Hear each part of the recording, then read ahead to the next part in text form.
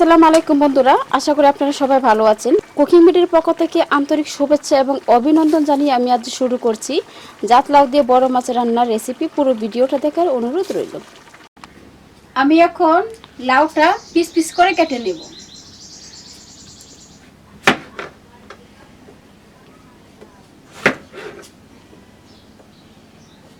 খুব তরতাজা টাটকা লাউ,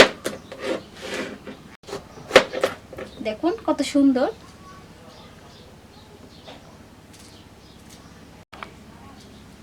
এখন কুসাগুলা ছাড়িয়ে নিচ্ছি।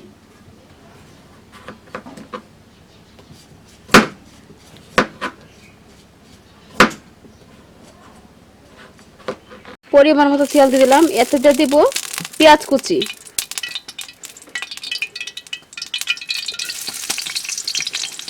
এবং কাঁচামরিচ কুচি।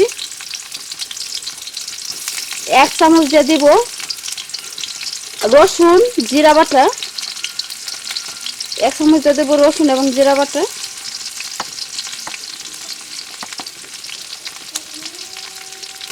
আদা বাটা 2 চামচ দিয়ে দেব মরিচ গুঁড়া,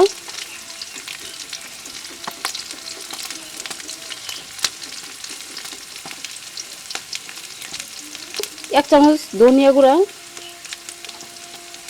1 চামচ হলুদ গুঁড়া, 2 চামচ লবণ,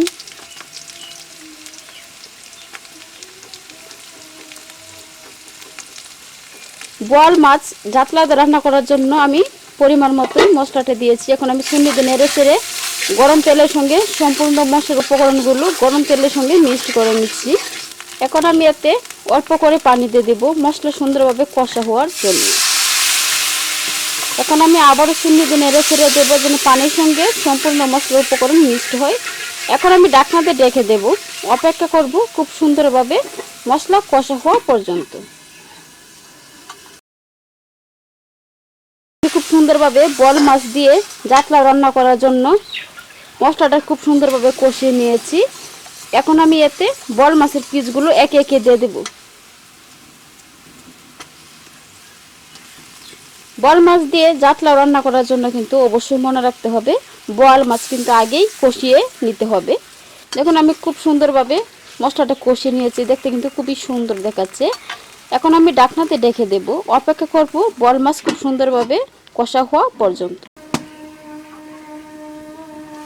এখন আমি চুনির সাহায্যে খুব আলতোভাবে মাছগুলো এক পিসটা নিচে দিচ্ছি এবং আরেক পিসটা উপরে বসাচ্ছি। এভাবে খুব সুন্দরভাবে আস্তে আস্তে নেড়ে চেড়ে জলের সঙ্গে মাছ কষিয়ে নিচ্ছি।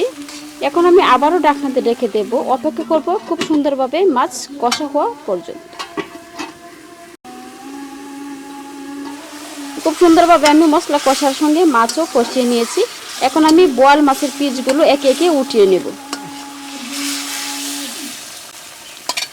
পিস পিস করে রাখা দেশি লাউ বা জাত লাউ মশলা কষাতে, মাছের মশলা কষাতে আমি কেটে রাখা জাত লাউ বা দেশি লাউ দিয়ে দিলাম।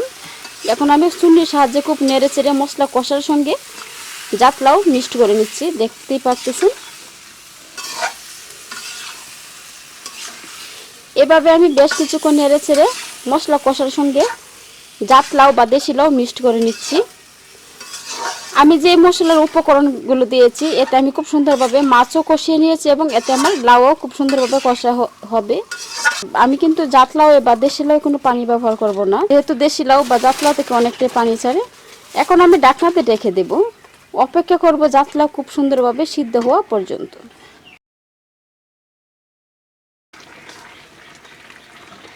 এখন আমি কষিয়ে রাখা বোয়াল মাছের পিসগুলো এর উপরে দিয়ে দেব। আমি বোয়াল মাছের পিসগুলো অনেকটা বড় বড় রেখেছি। দেশি লাউ দিয়ে রান্না করার জন্য মাছের পিসটা একটু বড় বড় রাখতে হয়। এখন আমি চুনির সাহায্যে জলের মধ্যে মাছের পিসগুলো একটু ডুবিয়ে ডুবিয়ে দিব, যেন খুব সুন্দরভাবে জল খুব সুন্দরভাবে যেন মশলা কষাতে পৌঁছে যায় এবং খাইতে যেন খুবই মজা এবং সুস্বাদু লাগে। এখন আমি আবারও ঢাকনাতে রেখে দেব, অপেক্ষা করব খুব সুন্দরভাবে তরকারি হওয়া পর্যন্ত। আশা করি আপনারা সবাই ভালো আছেন। দেশ ও দেশের বাহির থেকে যে সকল বন্ধুরা আমার এই রান্নার রেসিপিটি জাতলাউ দিয়ে বড় মাছ রান্নার রেসিপিটি দেখছেন, সবাইকে কুকিং ভিডিওর পক্ষ থেকে আন্তরিক শুভেচ্ছা এবং অভিনন্দন। দেখুন বন্ধুরা, খুব সুন্দরভাবে হয়ে গিয়েছে বল মাছ দিয়ে দেশি লাউ বা জাতলাউ রান্না। আপনারা স্বাদ মতো লবণ এবং ঝোল দেখে তরকারিটা নেমে নেবেন।